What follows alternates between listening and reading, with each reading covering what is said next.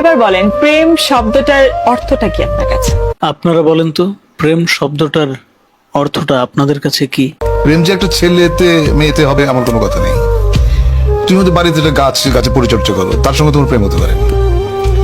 বা তুমি একটা কলম তোমার পছন্দ, তাই না? ওইটা প্রেম। আমি উদাহরণ দিই তোমাকে।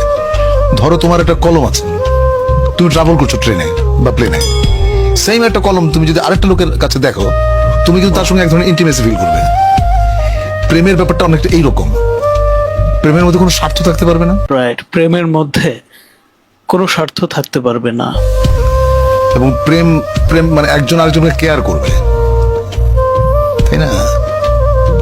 প্রেমের দুজন মানুষের মধ্যে যে প্রেম, সেই প্রেমের ক্ষেত্রে সবচেয়ে বেশি ছাড় একজন আরেকজনকে দেবে। কম্প্রোমাইজটা থাকতে হবে। হ্যাঁ, কম্প্রোমাইজটা থাকতে হবে, রেসপেক্টটা থাকতে হবে, আর ভালোবাসা তো মাস্ট। ভালোবাসা